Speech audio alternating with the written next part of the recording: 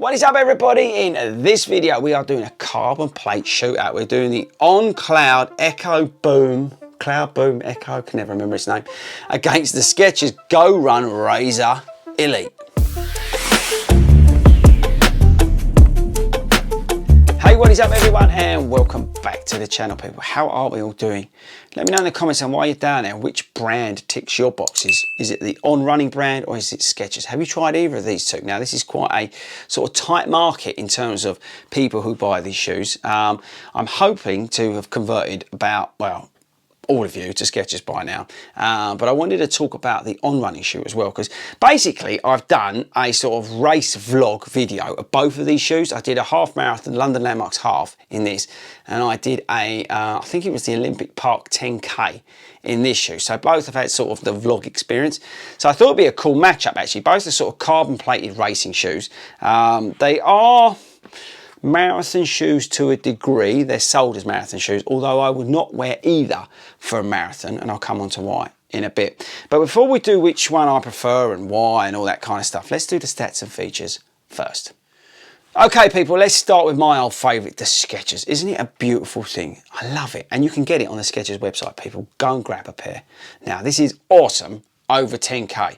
Half marathon, I've not had that much fun in it, but over 10k, it is a absolute blast. Now you've got to watch the sizing on this because it does cut in a little bit, but it is great fun.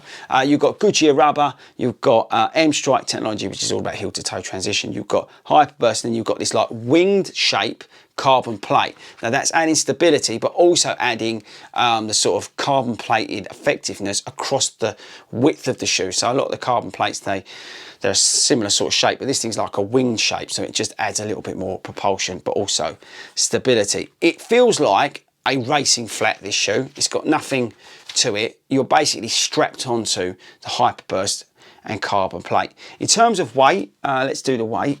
It is 6.4 ounces. Let me know if you know of a lighter shoe. I've mentioned, did I mention the price? Let me grab the price for you. It is £130, and you can get that on the Skechers website here in the UK. I know some people do struggle in terms of getting Skechers, but you can get it on the Skechers website. And I think that is about it. Right, and then we've got the Cloudboom Echo. Again, very much a racing flat, a little bit more structure in heel, but very much a sort of racing flat in terms of the upper. There's nothing to it. The laces, by the way, drives you mad. They're just look, soppiest laces you've ever seen. But you know what? They do tie down really good. So it's basically a racing flat strapped to a carbon plate, which you can see there.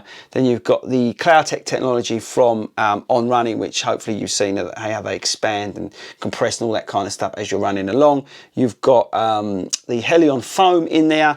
You've again got strategically placed bits of rubber. There's not much, but they're strategically placed. Obviously they're looking for a toe strike, a toe off to give you that grip to sort of really sort of kick you along the ground and grab that ground and push on from it.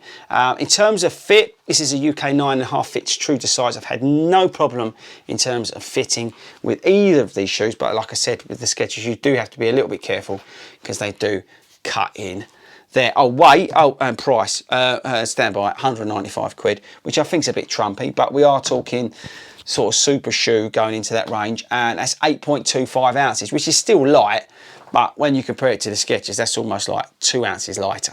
So the Skechers rocks it out big time over the 10k distance. It just comes alive, and the faster you run in it, the more it feels like it's going to take off. It's like a rocket. It's just going down and down and down and down and faster and faster and faster. It's just effortless. It really does. But you do have to gun it to get the most out of this.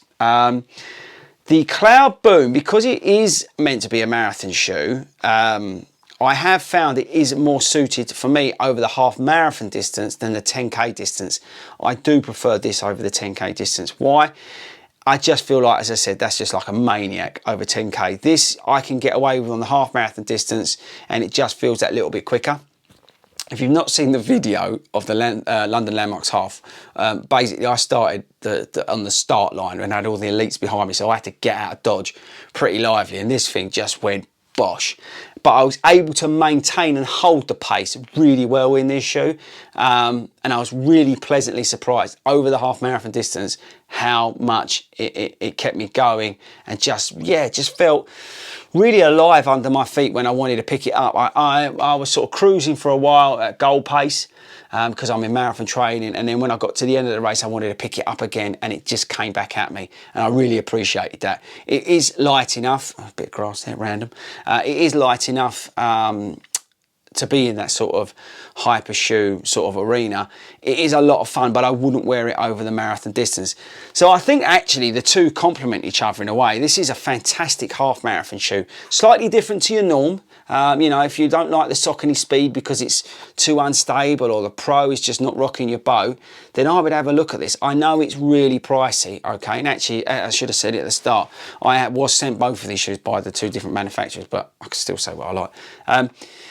But yeah, I would say it is trumpy at £195, but it is an alternative out there to some of the half marathon shoes that I think you can look at. It's a lot more stable than some of the shoes out there. This thing is just a maniac, and I love it. I absolutely love it. If I was just going to Tesco's, I think I'd wear this shoe. It is so much fun to walk around. Not only does it have speed written on it, and it's a Skechers shoe, it's so lively. You know, when you just like... when you're really gunning it, and you just feel like, I don't know, it comes alive. It feels like the original, what was it? Was it the 4% from Nike? Where is it? Yeah, hang on, stay there. Hold tight. Who remembers this? Wasn't it just the nuts? This shoe was epic. And it kind of makes me feel the same. And that's the biggest compliment I can give to Skechers. It just feels like this. This was an epic, epic shoe. It really was. Such a great, great shoe. It really was. I'm just looking at it, just bringing back the memories. And that's the sort of best comparison I can give it. It's just naughty, this is, people. So if you're, again, looking for something different, 5K, 10K, I wouldn't necessarily use it over the half marathon. But if you want to feel alive on those runs, then get this bad boy.